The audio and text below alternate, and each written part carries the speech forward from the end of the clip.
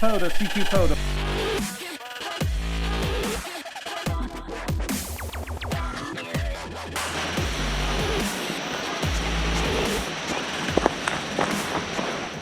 Hey guys, it's Tango Oscar Mike. It's Monday night theme night, and the theme of tonight's videos is Go Kits or Go Bags. So I'm going to get started only in 15 minutes. I highly recommend building a handheld 2-meter kit. This is my kit. I have a roll-up J-pull that goes with it. In here I have my UV, my Wouxun KG UV9D, which is literally the first ham radio I ever bought. I have a battery. I take the battery off the radio. If the battery is left on the radio, it drains the battery. If I take the battery off, the battery lasts forever. I have the charger in here for it.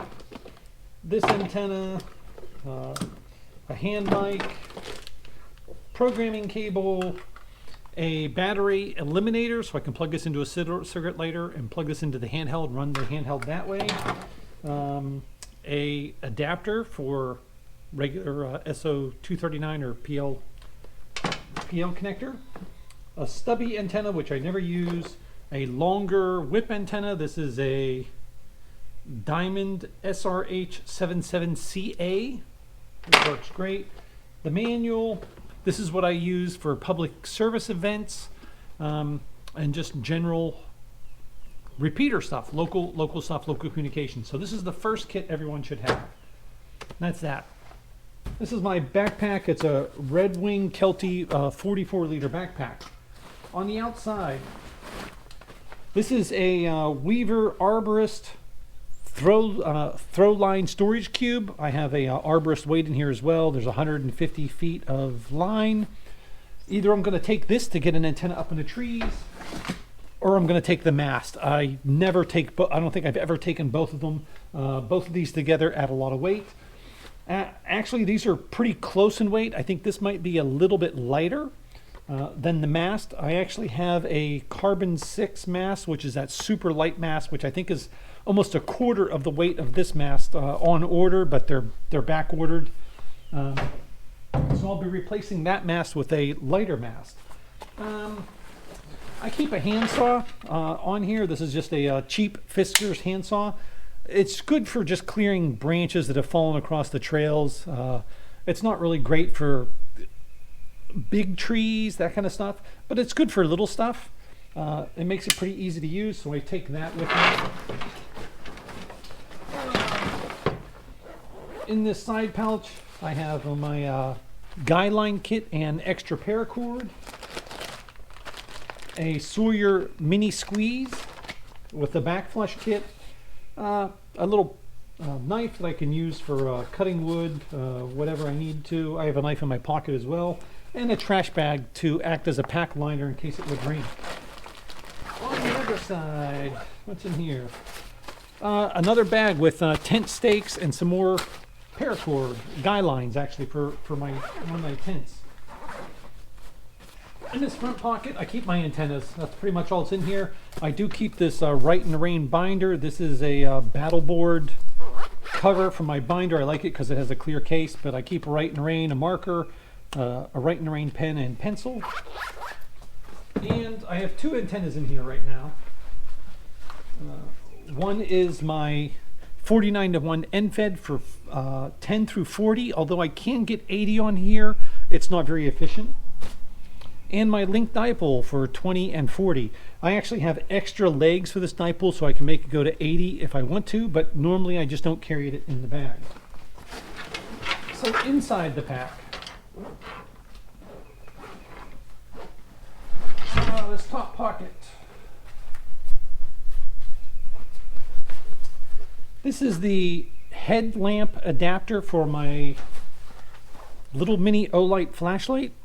I can either use the head strap or I can remove this patch and stick this on here and make my hat a headlamp. I normally don't wear this hat, so that's why I have the head strap as well. A pair of glasses, a couple of buffs. I got a new one from DX Engineering, which I paid for myself. Nobody has given me anything.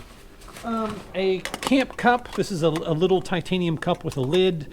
I think I have a couple of packets of oatmeal in here, a lighter. I think that's all. And there's an emergency whistle up here. Now, normally I'll throw my wallet and other stuff up there as well. Let's get to the main pack. So this is my KX2 kit. We'll touch on that. First aid kit. My folding marchway chair, which I think everybody's seen. Again, Helionox makes the chair that I think is like 1 pound, 2 ounces. This one is 1.98 pounds. So it's a little heavy, but it is such a nice luxury item. My Jetboil stove. Now, some things I take all the time and some things I don't bother to take. I don't always take the Jetboil stove because I have another means to filter water and I'm not always cooking food. A lot of times I just take energy bars and that kind of stuff, and I really don't have a need to take this. But if I'm going to be out a long time and I want to really cook food fast, or I'm going to be treating water, I will take the Jetboil. And my Inyo poncho. This is just a cheap poncho I found on eBay, but it's a really big poncho. Now, you've seen this camping rainfly in my other videos, and it's a really nice rainfly, but it's really big. It's not real heavy, but it is big.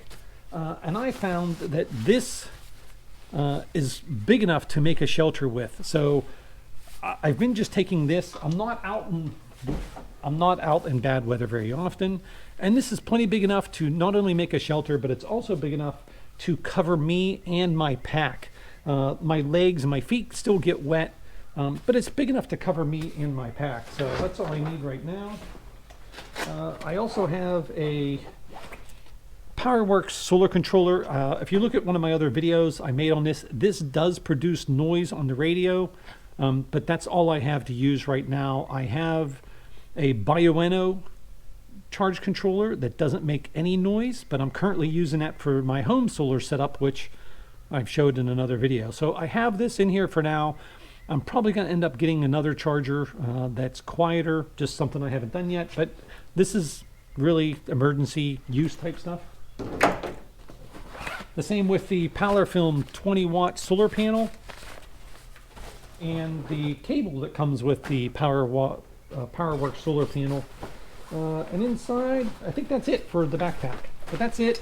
I like the pockets this has on the side, the through pockets, so I can stick stuff down inside the pack, like the mast. I'm very excited about getting my small mast. Now, options. I don't always take the chair. Sometimes I have a Thermarest Z seat that I will take and throw in the bag, and I can just sit on that. But normally, it's the chair. The chair is just too nice to not to have. It's such a luxury item that I always take it. Now, if I was going somewhere else, if I was going on a trip, maybe a long road trip, and I was only taking my radio, the essential stuff I need, and I wasn't going to be doing any hiking that I know of, I might choose to throw the KX2 in one of these. This is in a Harbor Freight case. Now we're at it, or look at my KX2 kit, which I just upgraded. So in my KX2 kit, I just added the side KX rails and cover just to protect the radio a little bit. They're actually pretty nice. And I can see I lost one of the back cover screws fell off here. Must not have them on there tight. So, okay, so there's my my KX2, my microphone, my 3 amp hour Bioenno battery, and a cable to not charge, but to power the radio. I can easily take all this stuff out.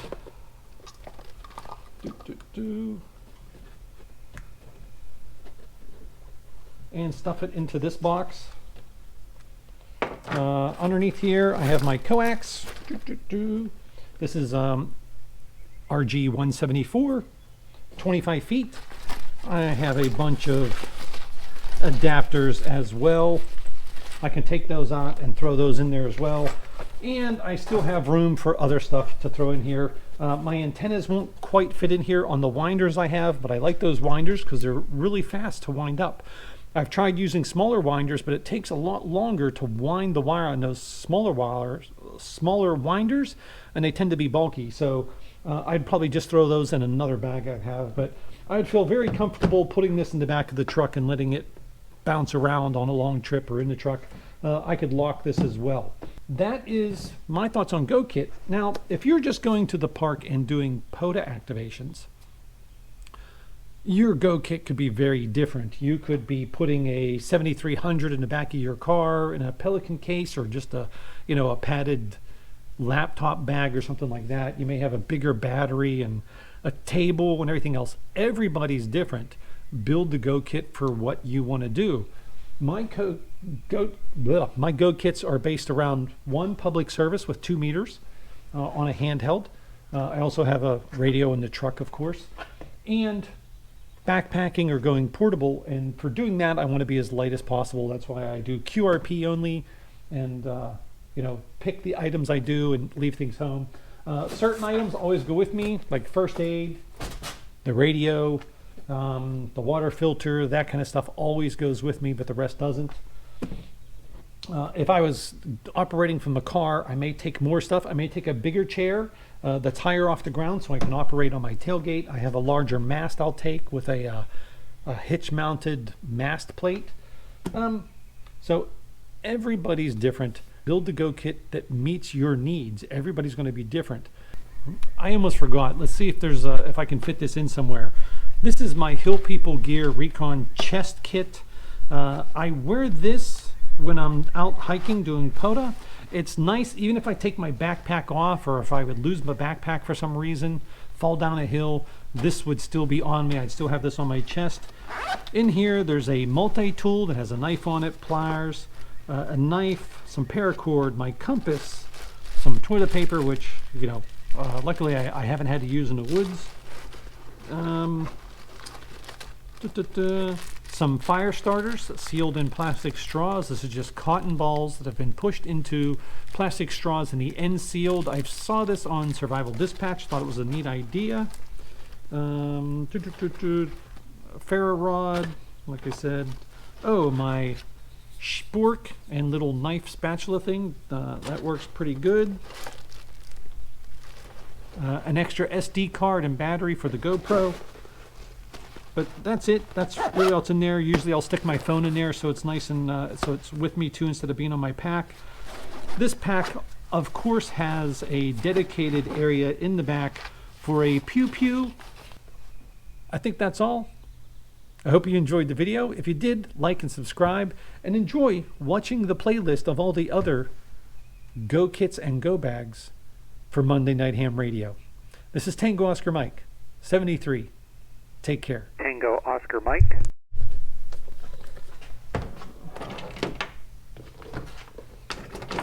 Now I gotta put all this shit away.